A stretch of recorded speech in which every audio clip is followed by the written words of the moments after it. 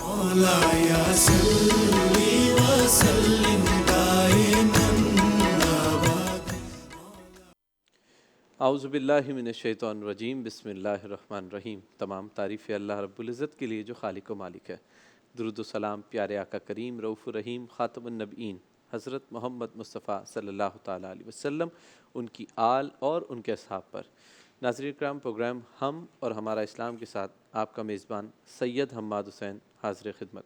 الحمدللہ رمضان المبارک کا یہ پہلا عشرہ اپنے اختتام کی جانب ہے، اور اس میں بہت سے فرزندان اسلام نے خوب رحمتوں کو سمیٹا، اور اگلا عشرہ اب سے چند دنوں میں، 1 سے 2 دن میں ہمارے لیے جو ہے رحمت برکتوں کا سامان لیے ہمارا مہمان بننے آئے گا۔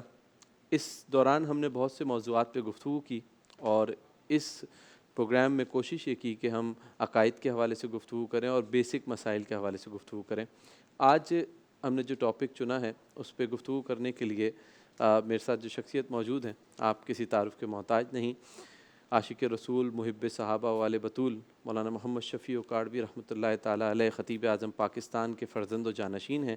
میری مراد علامہ ڈاکٹر کوکب نورانی اکاڑوی صاحب سے۔ السلام علیکم۔ وعلیکم السلام۔ علامہ صاحب، آج ہم نے طہارت کا ٹاپک جو ہے چنا ہے، کیونکہ ہم پچھلی چیزوں میں عقائد کے حوالے سے گفتگو کر رہے تھے، تو اکثر یہ بات ذکر ہوتی ہے کہ طہارت کہیں بولتا ہے نفس ایمان ہے، کہیں ایمان کا جز ہے، اور کہیں کہیں بہت زیادہ اگر جو صوفیہ اولیاء کے حوالے سے تو طہارت ہی بیسک ہے کہ اگر وہ نہیں ہے تو پھر ایمان کی دیگر معاملات نہیں ہوتے۔ تو میں چاہوں گا پہلے طہارت کا اسلامی نقطہ نظر سے کیا تعارف ہوگا وہ کرائیں، تاکہ پھر ہم آگے بات کریں۔ بسم اللہ والحمد للہ والصلاة والسلام علی رسول اللہ۔ قرآن کریم نے میرے پیارے نبی پاک صلی اللہ علیہ وآلہ وسلم کے 3 وصف بیان کیے ہیں۔ یعلمہم الکتاب والحکمہ ویزکیہم، کہ وہ کتاب و حکمت سکھاتے ہیں۔ یتلو علیہم آیاتہ پہلا، پھر کتاب و حکمت سکھاتے ہیں، اور تیسرا ویزکیہم، طہارت، تزکیہ، نظافت، ستھرائی، پاکیزگی، کلینلینس۔ عربی میں پاک ہم جس کا ترجمہ کرتے ہیں، انگلش میں اس کے لیے کوئی پراپر ورڈ نہیں ہے، لیکن ہولینس، کلینلینس نہیں ہے پاک کا ترجمہ، ہولینس کے قریب آ جائے گی بات۔ ایک ہوتی ہے ظاہری اور ایک ہوتی ہے باطنی۔ بالکل۔ ایک ہوتی ہے بدنی، ایک ہوتی ہے اعتقادی، دونوں طرح طہارت۔ اللہ تعالیٰ نے انسان کے مزاج میں یہ فطرت میں رکھا ہے کہ وہ ترتیب کو، حسن کو پسند کرتا ہے۔ بالکل اسی طرح خود اللہ کی شان ان اللہ جمیل یحب الجمال، وہ جمیل ہے، جمال کو پسند کرتا ہے۔ کیا بات۔ اگر کوئی چیز خوشنما لگتی ہے تو آپ کو ایک آسودگی ملتی ہے، ایک آسانی ہوتی ہے۔ آپ کے ارد گرد کہیں بھی کوئی بو ہو، لفظ بو ہوتا ہے، بری ہو تو بدبو، اچھی ہو تو خوشبو، کوئی ایسی بو ہو جو ناگوار ہو، آپ کی طبیعت مقدر ہو جاتی ہے، کچھ کرنے کو جی نہیں چاہتا۔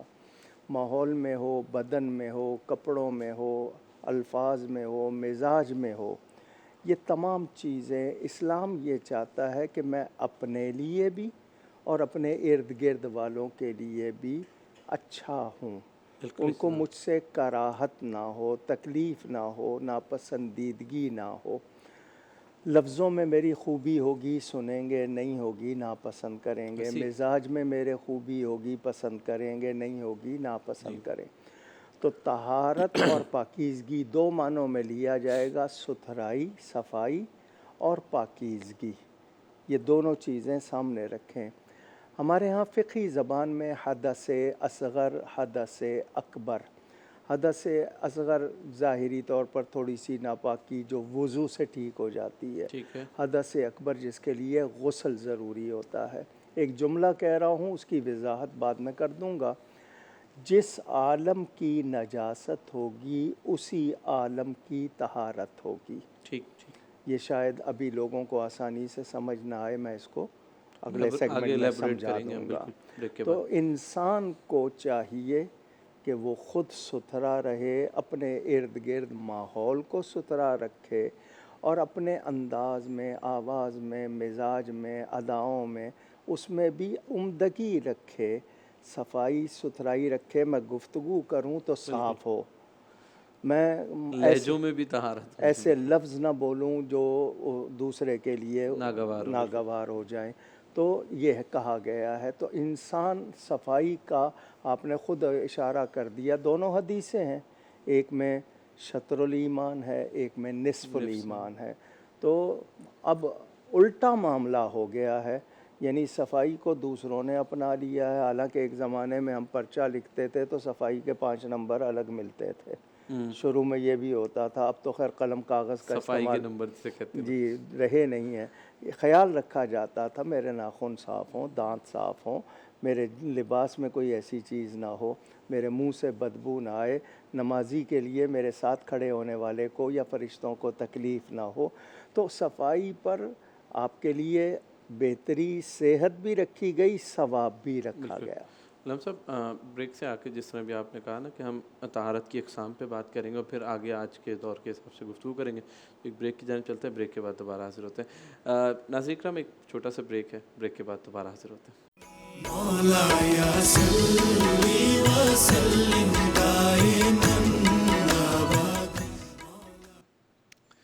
اعوذ باللہ من الشیطان الرجیم، بسم اللہ الرحمن الرحیم. بریک کے بعد دوبارہ حاضر خدمت ہیں اور گفتگو ہو رہی ہے طہارت کے حوالے سے. میرے ساتھ علامہ ڈاکٹر کوکب نورانی اکاڑوی صاحب موجود ہیں. پروگرام میں آپ کی لائیو کالز بھی ہم لیتے ہیں اور کوشش یہ کریں کہ ٹاپک سے ریلیونٹ کال کریں تاکہ ہم کال آن ایئر بھی کریں اور آپ کا جو بھی سوال ہے اس کا جواب بھی آن ایئر ہی دیا جائے. علامہ صاحب آپ طہارت کی اقسام کے حوالے سے بتا رہے تھے. جی میں پہلی بات یہ کروں گا، طہارت اعتقادی، میرے عقیدے پاک ہونے چاہیے، ان میں کوئی کسی قسم کی ملاوٹ نہ ہو. ہم نے عقیدوں پہ گفتگو کی تھی. تو عقیدے ایک تو یہ کہ یقین محکم ہو اللہ تعالیٰ کے بارے میں، اس کے رسول صلی اللہ علیہ وآلہ وسلم کے بارے میں، نبیوں کے بارے میں، کتابوں کے بارے میں، قیامت اور جنت دوزخ کے بارے میں، مرنے کے بعد کی زندگی کے بارے میں میرے عقیدے درست ہوں، صحیح ہوں. ٹھیک. یعنی پاک ہونے کا مطلب یہ کہ ان میں کوئی ملاوٹ نہ ہو، خالص ہو. نبی کریم صلی اللہ علیہ وسلم کی تعظیم کا مسئلہ ہو، ان کے عقیدہ ختم نبوت کا مسئلہ ہو، ان کی شان کا مسئلہ ہو، ان کے اہل بیت کا، ان کے صحابہ کا، میرے پاس آلودگی نہ ہو، میرے عقیدے پاک صاف. بالکل اسی طرح. بدن کے حوالے سے ہے، ہمیں وضو کا حکم دیا گیا. جسم کے وہ اعضاء جو کھلے رہتے ہیں، جن میں جراثیم، آلائشیں جلدی لگتی ہیں، مثلا کہا گیا کہ رات کو جب سو کے اٹھو صبح سب سے پہلے ہاتھ دھوو. سب سے پہلے ہاتھ دھوو. تمہارے ہاتھ رات میں کہاں جسم میں کہاں کہاں لگتے رہے، کیا ہوتا رہا. اسی طرح ناک میں پانی کھینچنا، کلی کرنا، گاگل کرنا، اگر آپ ان پہ غور کریں تو یہ حفظان صحت کے لحاظ سے بھی، پاکیزگی کے لحاظ سے بھی، بلکہ 5 وقت جو شخص وضو کرے تو اس کے جسم میں کوئی میل کچیل کا اثر ہوگا، ہوتا ہی نہیں اسی طرح. تو یہ بتایا گیا. اور اس کے ساتھ ساتھ ثواب بھی ملتا ہے.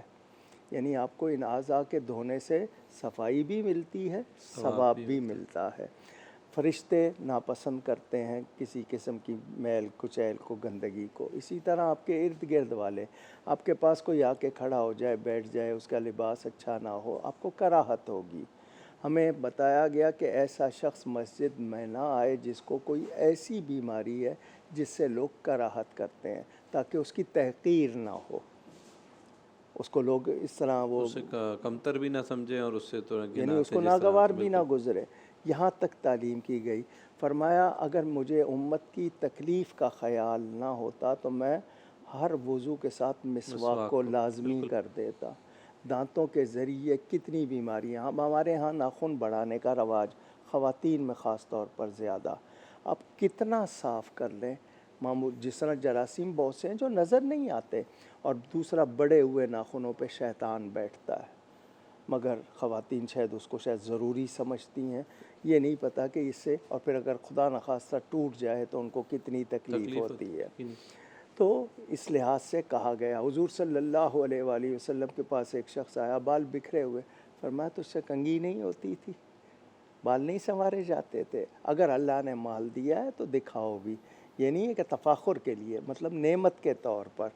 تو اعتقادی پاکیزگی ستھرائی, پھر جسمانی جسم کے لحاظ سے, پھر لباس کے لحاظ سے. اب اس میں آپ شاخیں بناتے جائیں.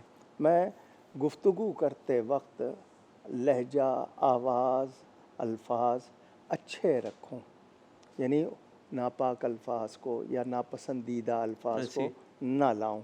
کراہت ہوتی ہے. اور اثر کتنا ہوتا ہے, بڑا مشہور واقعہ ہے کہ وہ بادشاہ نے پیر صاحب کو بلایا. پیر صاحب دم کر رہے تھے, تو وہ جو طبیب تھا, ابو علی سینا کا واقعہ ہے, تو اس نے کہا دیکھو یہ بھی پھونک مارے گا, لفظ بولے گا, تو لفظوں سے کیا اثر ہوتا ہے. تو انہوں نے دم کرنے کے بعد بادشاہ کو, ابو علی سینا کو کہا ارے بے وقوف, نالائق. وہ غصے میں آ گیا, سر سے لے کر پاؤں تک خون کھول اٹھا. انہوں نے کہا یہی تجھے بتانا تھا, میں نے 2-3 نامناسب لفظ کہے تو حال دیکھ لے کیا ہو گیا ہے. تو جب میں اچھے لفظ کہوں گا تو کیا حال ہوگا. تو انسان کو کہا گیا وقولوا للناس حسنا, لوگوں سے اچھی بات کرے. ہمارے ہاں ان چیزوں کا تحریر ہو, کیونکہ حدیث شریف ہے مسلمان وہ ہے جس کی زبان اور ہاتھ سے دوسرے مسلمان محفوظ رہیں. تو ہاتھ سے لکھتے ہوئے, ہاتھ چلاتے ہوئے ہم سب کو خیال رکھنا ہے. اچھا, معاشرے میں گندگی کی وجہ سے بیماریاں آتی ہیں, کتنے وبائیں جن کو آپ پینڈیمک تک لے جاتے ہیں اور ایکسٹریم پہ چلی جاتی ہیں. اسی طرح کنٹیجس چیزیں ہوتی ہیں جو ایک سے دوسرے کو لگنے کا خیال کیا جاتا ہے. حالانکہ اسلام میں تعدی نہیں مگر تاکید کی گئی ہے, بہت زیادہ زور دیا گیا ہے کہ ماحول کو بھی ستھرا رکھیں, جسم کو بھی ستھرا رکھیں, لباس کو بھی ستھرا رکھیں, مزاج کو بھی ستھرا رکھیں اور انداز بھی ستھرا رکھیں. بالکل. عالم صاحب, ہم دیکھتے ہیں اس حوالے سے گفتگو ہوتی ہے, تو جو نماز نہیں پڑھتے یا دیگر یہ روزے نہیں رکھتے, نماز نہیں رکھتے, باقی عبادات نہیں کرتے, تو وہ یقینی طور پہ طہارت کا بھی خیال نہیں رکھتے ہوں گے. تو یعنی ہم یہ کہہ لیں کہ طہارت سے ہی یہ تمام چیزیں. تو میں چاہوں گا ہم بریک کے بعد جب آئیں تو اس کے اوپر گفتگو کریں کہ طہارت کتنی ضروری ہے کہ اسلامی عقائد اور جو اسے اعمال ہیں اس پہ عمل کرنے کے لیے, کیونکہ جب وہ پاک ہی نہیں ہوگا تو اس کے ذہن بھی ادھر نہیں جائے گا. ناظرین کرام, ایک چھوٹی سی بریک کے بعد دوبارہ حاضر ہوتے ہیں. مولاي صل وسلم دائما ابدا. جی ناظرین کرام, بریک کے بعد دوبارہ حاضر خدمت ہیں. میرے ساتھ علامہ ڈاکٹر کوکب نورانی اکاڑی صاحب موجود ہیں, اور آج ہم گفتگو کر رہے ہیں طہارت کے حوالے سے. اور اس پروگرام میں ہم آپ کی لائیو کالز بھی لیتے ہیں. دوبارہ بتا چلوں علامہ صاحب, آپ طہارت کے حوالے سے جب ہم گفتگو کر رہے تو میں نے ایک بات آپ سے کہی تھی بریک سے قبل کہ جب ایک مومن طہارت ہی کا خیال نہیں کرے گا تو عبادات, عقائد, تقریباً تمام چیزیں ہی اس کی بگڑ جائیں گی اور بگاڑ کا شکار ہو جائے گا یا پھر سیدھے رستے سے ہی ہٹ جائے گا. تو یہ کتنی ضروری ہے ایک مومن کے لیے؟ میں نے شروع میں 1-2 جملے کہے تھے کہ اگر ماحول ارد گرد صفائی ستھرائی ہوگی تو آپ کو اچھا لگے گا, آپ کا مزاج خوشگوار ہوگا, آسودگی یعنی خوشی محسوس ہوگی. اس میں آپ کی سوچ بھی اچھی ہوگی, اس میں آپ کا دماغ بھی کام کرے گا. لازمی بات ہے کسی چیز سے کراہت ہو رہی ہے تو ساری توجہ ادھر چلی گئی, پھر آپ کی ایکٹیویٹی کیا رہ جائے گی.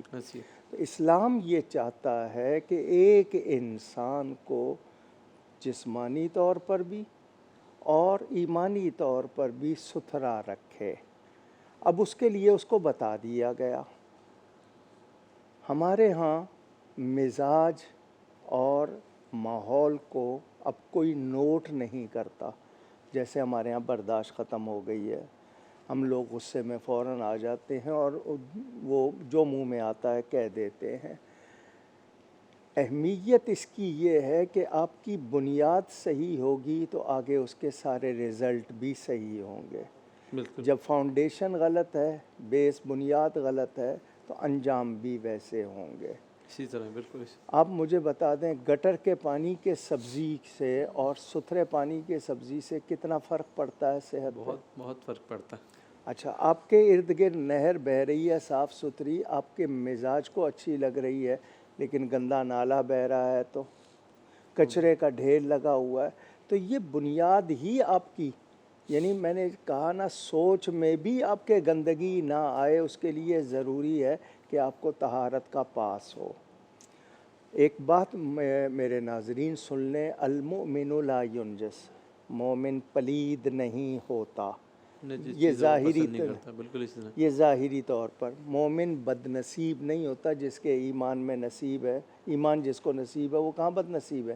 ہماری محرومیاں ہیں، ہماری سستیاں ہیں، کمزوریاں ہیں. ہم دوسرے علاقوں میں جاتے ہیں، وہاں ہمیں کچرا نظر نہیں آتا. ہم مسلمانوں کے علاقے میں آ جاتے ہیں تو علاقہ ہی بتا دیتا ہے کہ یہاں کون لوگ رہتے ہیں. کیوں ایسا ہو گیا؟ اس کی وجہ یہ ہے کہ میں نے اپنے ایمان کو اہمیت ہی نہیں دی. جب میں اہمیت دیتا ہوں، ڈاکٹر مجھے پرہیز بتاتا ہے، کرتا ہوں. جب میں اہمیت دیتا ہوں تو پھر میں اپنی خوراک کا بھی خیال رکھتا ہوں. میں نہیں چاہتا کہ میری نیند کوئی ڈسٹرب کرے تو میں پھر دوسرے کی نیند بھی ڈسٹرب نہیں کروں گا. یہ ساری خیال کی پاکیزگی ہے، اسی طرح طہارت ہے. اب مجھے اتنا بتا دیں کہ داغ والے کپڑے کس کو پسند ہیں؟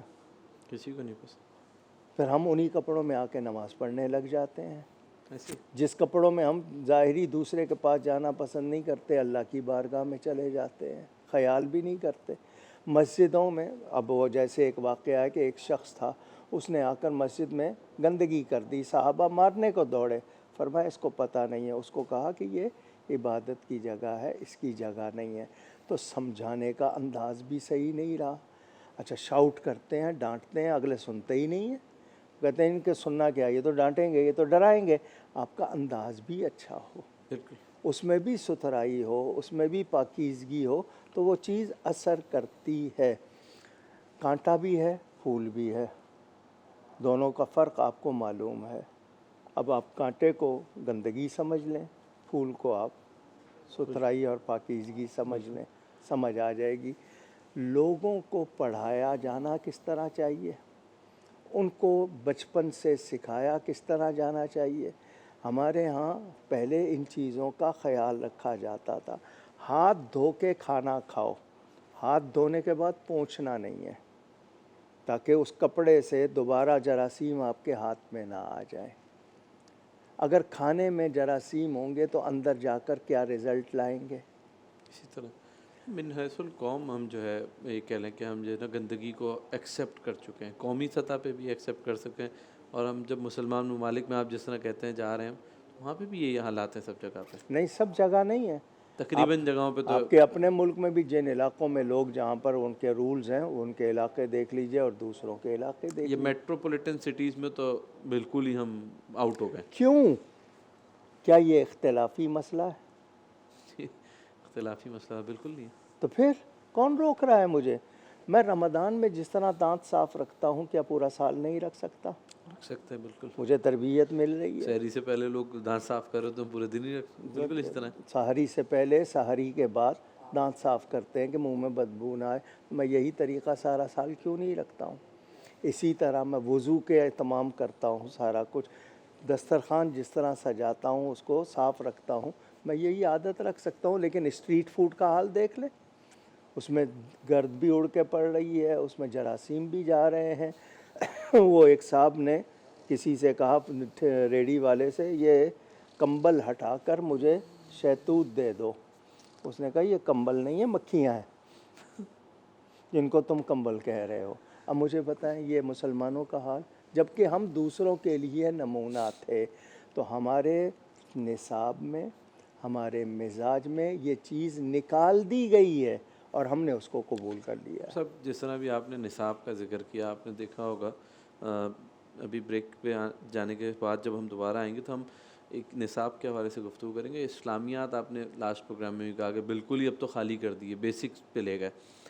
چھوٹی عمر کے بچے جو قرآن کریم ناظرہ پڑھ رہے ہیں اسکولز میں یا کالجز تک میں جا رہے ہیں، تو وہاں پہ بھی واش رومز کی حالات، علاقوں میں بھی واش رومز کی حالات. آپ یہ اگر ذکر لا رہے ہیں تو پھر تو سارے عوامل آئیں گے. میں آپ کو اتنا بتا دوں کہ پہلی امتوں پر عذاب عبادت کی کمی کی وجہ سے نہیں آئے، زیادہ خرابیوں کی وجہ سے آئے، اور ہم ان خرابیوں کو پوری طرح اپنا چکے ہیں. اس پہ راضی. مجھے بتائیں، ملاوٹ کرنا صرف 2 پیسوں کے لیے. ہاں دودھ میں ہی پانی ملا دیتے ہیں, بچا کیا. کس سے کھیل رہے ہیں ہم؟ اس پیسے کو آپ اپنے بچوں کو کھلا رہے ہیں تو آپ کیا دے رہے ہیں؟ ایسی بالکل اس طرح. یا آپ پوری سوچ کو دیکھیں نا کہ آپ کی سوچ کے زاویے ہی بدل دیے گئے. اب آپ بچے کو پہنا رہے ہیں جو کپڑے اس کے مزاج میں وہ چیز رچ جاتی ہے, پھر وہ اسی طرح کے کپڑے پسند کرتا ہے. بالکل. ہم بریک سے آگے نا اسی پہ گفتگو کریں گے, چھوٹے بچوں کے حوالے سے ہم کہ بھئی کیسے طہارت ان میں جو ہے نا پھیلائی جائے, اس پہ تعلیم دی جائے اور اسکولوں اور کالجز تک چلیں. ناظرین کرام, ذکر ہو رہا ہے طہارت کے حوالے سے, اور میرے ساتھ علامہ ڈاکٹر کوکب نورانی قاری صاحب موجود ہیں, اور اس کے آخری سیگمنٹ میں ہم سیدہ ختیجہ الکبریٰ کے حوالے سے بھی گفتگو کریں گے, ان کی سیرت کے پہلوؤں پر سے روشنی پائیں گے تاکہ ہماری بیٹیاں جو ہیں, بہنیں جو ہیں, وہ ان کی سیرت کو اپنا سکیں. ایک بریک کے بعد دوبارہ حاضر ہوتے ہیں. مولاي صل وسلم دائما ابدا. جی ناظرین کرام, بریک کے بعد دوبارہ حاضر خدمت ہیں. گفتگو ہو رہی ہے طہارت کے حوالے سے, اور پروگرام میں لائیو کالز بھی لیتے ہیں, یہ آپ کو بتاتے چلیں دوبارہ. اور ہم نے جس طرح پچھلے پروگرامز میں گفتگو کی عقائد کے حوالے سے, اس پروگرام میں ہماری کوشش ہوتی ہے کہ بچوں کے حوالے سے, نئی جنریشن کے حوالے سے, نوجوانوں کے حوالے سے گفتگو کریں. طہارت ایک ایسا مسئلہ ہے کہ بالعموم اگر ہم میٹروپولیٹن سٹیز کی بات کریں تو وہاں پہ بڑے مسائل ہیں. پبلک ٹوائلٹس بالکل نہ ہونے کے برابر ہیں, اسکولز میں ٹوائلٹس بالکل نہ ہونے کے برابر ہیں, گورنمنٹ اسکولز کی تو بات ہی نہ کریں, اداروں میں, شاپنگ مالز میں, مساجد میں کیا حالت ہے. تو علامہ صاحب سے ہم یہ بات کریں گے, کیا ہم من حیث القوم اس چیز کو بھولتے چلے جا رہے ہیں کہ طہارت پہلے ہے پھر دیگر چیزیں ہیں. علامہ صاحب, جس طرح میں نے بھی آپ کو بتایا کہ من حیث القوم ہی ہم اس چیز کو نگلیکٹ کر بیٹھے ہیں کہ اگر ہم یہ نہیں کریں گے تو باقی عمل ہوں گے ہی نہیں. میں نے پہلے کہا ایمان کو اہمیت دینا چھوڑ دی. اب میرے نزدیک اس کی وجہ پوچھیں تو کمائی حلال نہیں رہی پوری طرح. مثلا آفس کا ٹائم ہے 9 بجے سے 5 بجے تک, میں جا ہی 11 بجے رہا ہوں, وہ 2 گھنٹے کی تنخواہ میری کہاں ہوئی؟ وہی کمائی بچوں کو کھلا رہا ہوں تو ان میں کہاں سے پھر بھلائی کا اثر آئے گا؟ ہم لوگ جو اثر نہیں کر رہی ہے نا ہم پہ بات, وہ یہ کہ نہ کمائی اور نہ ہی غذا کے معاملے میں بھی بچوں کی تربیت بھی نہیں ہے. ہاتھ دھونے کا طریقہ, سلیقہ شروع سے سکھا دیا جاتا ہے, یوں نہیں کرنا, یہاں نہیں بیٹھنا, ایسے نہیں. ٹوپی پہننا اب ہمارے پاس معیوب ہو گیا, لوگ ننگے سر نماز پڑھنے لگ گئے. آگے سے ان سے کہو کیوں پڑھ رہے ہو؟ جو ہو جاتی ہے. تو حضور صلی اللہ علیہ وسلم نے کیوں نہیں ننگے سر پڑھی؟ صحابہ نے کیوں نہیں پڑھی؟ وہ امامہ باندھ کے پڑھتے تھے, اور آپ سر بھی نہیں ڈھانکنا. اچھا, جوتے ہم پہنتے ہیں, موٹی کھال ہے پاؤں کے تلوے کی, سب سے زیادہ اس کو محفوظ, لیکن دماغ جو سب سے نازک مقام ہے اس کے لیے کوئی اہتمام نہیں ہے. ہمارے بالوں میں جراثیم جا رہے ہیں, دھواں جا رہا ہے, سب کچھ جا رہا ہے. آپ نے ہر قسم کی طہارت کا مزاج نکال دیا ہے. یہ کیوں نکالا ہے؟ ایمان کی کمزوری بھی ہو گئی, معلومات کی کمزوری بھی ہو گئی کہ ایک شخص کی طہارت ہی نہیں ہے تو اس کے عمل کہاں سے درست رہیں گے. جو آپ کہہ رہے ہیں نا, جب بنیاد نہیں ہے تو پھر عمارت کہاں سے درست ہوگی؟ بالکل. تو ضروری ہے. اب آپ نے بات چھیڑ دی, مجھے بتائیں سڑکیں, یہ ٹوائلٹ وغیرہ کس کی ذمہ داری ہے؟ حکومت کی ذمہ داری. آپ کہتے ہیں جی بلدیاتی آپ کے نمائندے ہیں, فلاں کونسل کے نمائندے ہیں, ان کو فنڈ کتنا دیا جاتا ہے؟ اس کا رزلٹ کون چیک کرتا ہے؟ کوئی آپ کے ہاں معیار ہے؟ اب آپ ایک علاقے کی ضرورت, اچھا جی جب آپ تعمیر کی اجازت دیتے ہیں, ایک بلڈنگ بنی ہوئی ہے, اس میں پائپ لائن ہے 200 آدمیوں کے لیے, آپ اس بلڈنگ کا نقشہ بدل کے وہاں 2000 کی آبادی کر دیتے ہیں, پائپ وہی رہتے ہیں, نتیجہ کیا نکلے گا؟ اوور فلو, اور پورے کراچی میں ہی ہوتا ہے. تو پانی کا مسئلہ ہو یا سیوریج کا مسئلہ ہو, آپ کے ہاں بارش ہوتی ہے, بجائے رحمت کے زحمت بن جاتی ہے آپ کے معاملات کی کئی وجہ سے. دنوں تک اس میں خرابی, اور اس کے بعد وضو, تقریباً چیزیں تباہ ہو جاتی ہیں علاقے کی. مسجدوں کے ارد گرد کیا ہے ماحول پانی رکھا ہوا ریٹرن ہے. ہو رہا ہوتا ہے زیادہ تر جگہوں پہ. تو ہم سوچیں, یہ تمام آپ نے کہا من حیث القوم, یعنی ایک قوم کی حیثیت سے, جس مسجد میں یا جس جگہ مجھے گلاس کو زنجیر باندھنی پڑے, لوٹے کو زنجیر باندھنی پڑے, میں دوسروں کو بتا رہا ہوں کہ ہم کس معیار پر آ گئے ہیں, یعنی کتنی ہم پست ہو گئے ہیں اخلاقی طور پر بھی اور ستھرائی کے لحاظ سے بھی, کہ ہمارے اندر کوئی خوبی رہی نہیں ہے. ایسے اور اس کو محسوس بھی نہیں کر رہے. اچھا، بچوں میں کس طرح اس کو پھیلائیں؟ کیونکہ دیکھیں اسلامی عقائد کے لیے ضروری ہے طہارت کو جو ہے نا ان بچوں کے دلوں میں اتارنا. بچوں میں کس طرح بنائیں؟ آپ کے ماں باپ نے آپ کو سکھایا تو آیا. آج کے ماں باپ کے پاس ٹائم ہے بچوں کے لیے؟ یا تو آیا کے حوالے جو میڈ ہے، اور یا پھر انٹرنیٹ کے حوالے جو وہاں سے مل رہا ہے بچے وہ لے رہے ہیں. ماں باپ کے پاس تو ٹائم ہی نہیں ہے. جب آپ ان کو ٹرانسفر ہی نہیں کر رہے اپنی ویلیوز کو یا اپنے دین کو یا اپنے عقیدوں کو، پھر آپ ان سے کیا ایکسپیکٹ کریں گے؟ کیا امید رکھیں گے؟ توقع کیا رکھیں گے آپ بالکل ان اسی سے؟ طرح. کیوں ہو رہا ہے یہ؟ میں سیدھی سی بات کہوں کہ ہمارے نزدیک اب خدا کو جواب دینا ہمارے اس کا خوف نہیں تھوڑا ہے. سا دور سمجھنے لگے. اب ہم نے یہ سمجھ لیا ہے کہ نہیں جی جو کچھ ہے بس مزے کر لو اور کچھ نہیں ہے، آگے باقی ساری کہانیاں ہیں. اس طرح کی باتیں کرنے لگ گئے، اولیاء کا مذاق اڑانے لگ گئے، ایمانی خرابیوں کے حوالے سے لوگوں کو بہکانے لگ گئے. تو پاکیزگی کہاں سے رہے گی؟ طہارت کہاں سے رہے گی؟ نہ عقیدوں میں رہے گی، نہ اعمال میں رہے گی. اب ایک شخص نماز پڑھ رہا ہے، اگر نماز کے ارکان صحیح طرح ادا نہ کیے جائیں آپ کی یہاں بندش ہو جاتی ہے خود بخود. آپ کہہ دیتے ہیں کسی نے کچھ کروا دیا، خود کیا کیا ہے؟ ایسی آپ قرآن کریم کی تلاوت کرتے ہوئے اس کے صحیح یعنی تجوید کا تلفظ کے مطلب ساتھ. صحیح طرح پڑھنا وہ نہیں پڑھ رہے ہیں. آپ اہمیت نہیں دے رہے. ایسے. جبکہ دوسری جگہ آپ کوئی لفظ غلط بولیں تو آپ کہیں گے دوسرا پکڑ لے گا، ہاں وہاں میں انگلش بولوں انگلش گا. ایسی اسی طرح. کیوں؟ میں جو کہہ رہا ہوں نا، مجھ سے اب کچھ لفظ بولے نہیں جا رہے ہیں کہ آپ کا چینل کا معاملہ ہے. ہمارے ہاں کوئی اہمیت نہیں رہی دین کی، کسی ادارے میں نہیں رہی، الا ماشاء اللہ. الا ماشاء اللہ کہہ دوں گا جو لوگ اپنے آپ کو بچا رہے ہیں اللہ کے فضل سے، ورنہ تمام کے تمام آوے کا آوا اسی طرح ہو گیا ہے. اب بالکل اپنی مدد آپ کے تحت بہت سے لوگ کر رہے ہوتے ہیں، بٹ انفارچونیٹلی ہم اس چیز کو دیکھیں نا. بچے آپ کی اصل کمائی ہے، قوم کے معمار ہیں کل یہی. کل آپ کے بڑھاپے میں یہی آپ کا ساتھ دیں گے بشرطے کہ آپ نے تربیت کی بالکل. ہوگی. اور تقریباً ہمارے پاکستان، اگر ہم پاکستان کی بات کریں، 50% وہ لوگ ہیں جنہوں نے آگے جا کے اپنی ایک نسل کو شروع کرنا ہے اس وقت. اور ہم یہ دیکھ رہے ہوں گے، ابھی آپ کو ایک یاد ہوگا بنگلہ دیش میں انہوں نے آیتوں کے انداز میں لکھ دیا تھا یہ جگہ پیشاب کرنے نہیں. تو ہمارے یہاں ہم نے بچپن سے ہم دیکھتے ہوئے چلے آ رہے ہیں، لوگ روڈوں پر سڑکوں پر یہ تقریباً چیزیں شروع کر دیتے ہیں. حضور صلی اللہ علیہ وسلم خچر پر سوار تھے، آپ کا جانور بد کا. فرمایا میرے صحابہ جانتے ہو یہ کیوں بد کا ہے؟ اس کو قبروں والوں پر عذاب نظر آیا اللہ ہے. اکبر. کیوں؟ ایک شخص پیشاب کے چھینٹوں سے نہیں بچتا تھا، دوسرا چغلی کرتا تھا. آپ کے ہاں جتنے طہارت خانے بنے ہوئے ہیں وہاں پر آدمی الٹا اور ریٹرن آ رہا آلودگی. ہوتا ہے اس پہ. ایسی ہے کوئی کیوں؟ شک نہیں اس میں. اچھا جی، کھڑے ہو کے پیشاب کرنے کا رواج زیادہ ہو گیا. اور اب بڑھ رہا ہے. بولنا یہ ایز فیل کرتے ہیں لوگ اس میں. اب انداز ایک تو پوری طرح وہ نکلتا نہیں ہے. استبرا یعنی جی بہت پیشاب اہم. کو سکھانا، یہ اتنا اہم. آپ کا قطرہ نکل گیا آپ کو پتہ ہی نہیں ہے اور آپ ناپاک ہیں. اور جس گھر میں کسی پر غسل واجب ہو وہاں رحمت کے فرشتے نہیں آتے. اللہ. ہم کو ان چیزوں کا احساس ہی نہیں ہے. ہم کیونکہ میں نے کہا نا ایمانی طور پر بہت دور ہو چکے، دین سے دوری ہو گئی ہماری. اور اس کے نتیجے میں جو کچھ ہم پر مصیبتیں آ رہی ہیں ان مصیبتوں کی وجہ نہیں سمجھ رہے، جڑ کو نہیں پکڑ رہے. رزق میں برکت ہو رہی ہے، عمر میں برکت ہو جی گئی. موسم کی خرابی ہو گئی. اب تو بیڈ ویدر کہنے کی عادت ہو گئی. یعنی موسم تبدیل ہوا ہے بہرحال، ہم اس کو موسم کی خرابی کی سمجھ لیتے ہیں یا کوئی اور وجہ ہے. یہ نہیں دیکھ رہے ہیں کہ ہمارے اپنے اعمال ہیں وہ. بالکل. علامہ صاحب تقریباً یہ طہارت کے حوالے سے گفتگو تو یہاں ہماری مکمل ہے. ہم بریک کے بعد جب آئیں گے تو سیدہ خدیجہ الکبریٰ کے حوالے سے گفتگو کریں گے 10 انشاءاللہ. رمضان المبارک کے حوالے سے.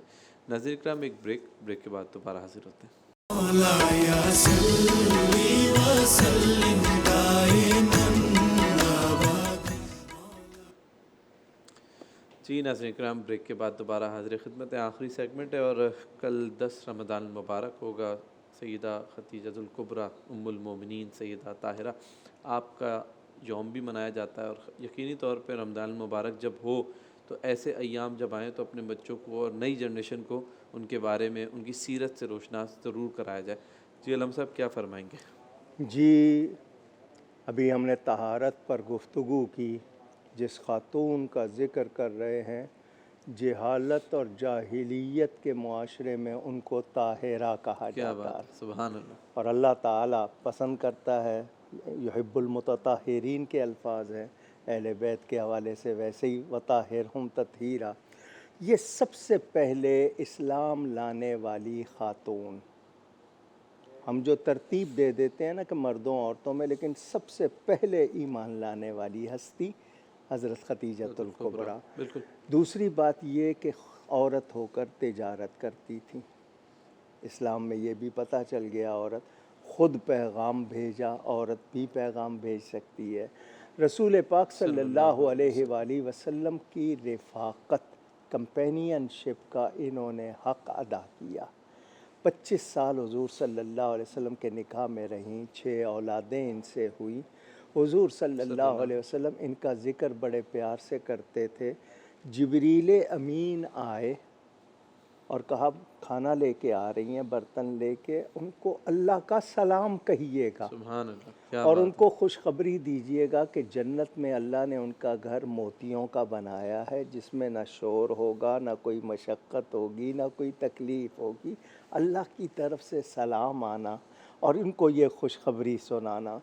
حضور صلی اللہ علیہ وسلم فرماتے تھے کہ جب کوئی نہیں مجھے مانتا تھا اس نے مجھے مانا، جب کوئی مجھ پہ خرچ نہیں کرتا تھا اس نے مجھ پر خرچ کیا، جب سب لوگ مجھے جھٹلاتے تھے اس نے مجھے ایمان لائے. اور وہ گھریلو، آپ کو پتہ ہے بیوی سے کچھ پوشیدہ نہیں ہوتا، آپ کا عادت مزاج ہو سکتا ہے باہر آپ رسمی طور پر پریٹینڈ کر لیں، لیکن سب سے پہلے بیوی ایمان لا رہی ہے. یہ میرے نبی پاک کے کردار کی پختگی اور پاکیزگی کی بھی بات کہ وہ جیسے باہر تھے ویسے اندر تھے. حضرت خدیجۃ الکبریٰ جنت کی عورتوں کی سردار 4 خواتین میں سے ایک ہے، ان کی یہ بھی ایک شان ہے. سبحان اللہ، اور جو 4 خواتین میں یہ بلند شان رکھتی ہیں، اور ان کے بارے میں کہ ایسی کوئی اور عورت نہیں ہوئی، یہ بھی ذکر کیا جاتا ہے. ملیکۃ العرب ان کا لقب تھا. دین پر اور نبی پر انہوں نے بہت خرچ کیا، دل و جان سے خرچ کیا، نبی پاک کی دل و جان سے خدمت کی.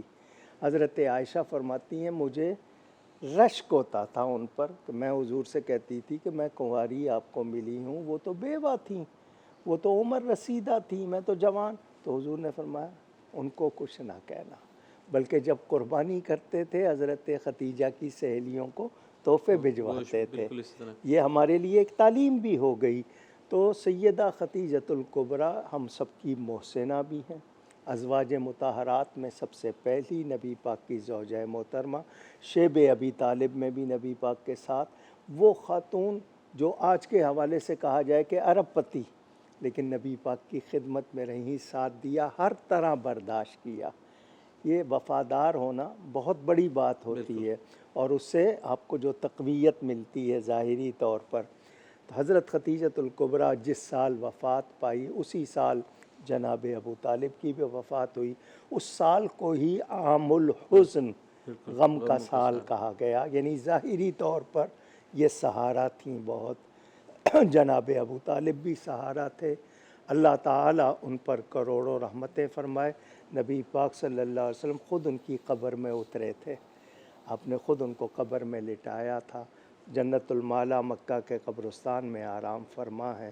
اللہ ان کے صدقے تمام مسلمانوں پر کرم فرمائے، خاص طور پر غزہ فلسطین کے مسلمانوں کی مدد فرمائے. اور خواتین سے کہوں گا یہ ہیں ہمارے رول ماڈل، یہ ہستیاں ہیں جن کی پیروی میں ہماری بھلائی ہے، ہماری اخروی نجات ہے. ہم دنیا میں 4 دن کے لیے ہیں، یہ دنیا ختم ہو جائے گی. آخرت کو سوچیں جہاں ہمیشہ رہنا ہے، اپنی اگلی زندگی کو آسان بنائیں. وہ کتنی پاک باز تھی کہ وہ معاشرہ بھی ان کو طاہرہ کے لقب سے یاد کرتا تھا. اللہ ہم سب کو توفیق دے کہ ہم ان کی تعظیم بھی کریں، ان سے محبت بھی کریں، ان کی پیروی بھی کریں، اور اللہ تعالیٰ ان کے صدقے ہم سب کی بخشش فرمائے.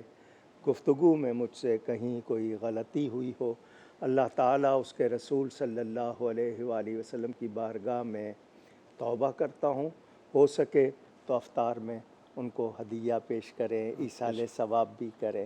اللہ توفیق دے. آمین. بہت شکریہ علامہ صاحب. ناظرین اکرام، جس طرح آج ہم نے طہارت پہ گفتگو کی اور یوم سیدہ خدیجہ الکبریٰ ام المومنین کے حوالے سے گفتگو کی، کل بھی ہمارا ایک نیا ٹاپک ہوگا اور انشاءاللہ تعالیٰ اللہ نے زندگی دی تو ضرور علامہ صاحب کے ساتھ اس پروگرام میں موجود ہوں گے. جب تک کے لیے اپنے میزبان سید حماد حسین کو اجازت دیجیے. السلام علیکم. مولایا صلی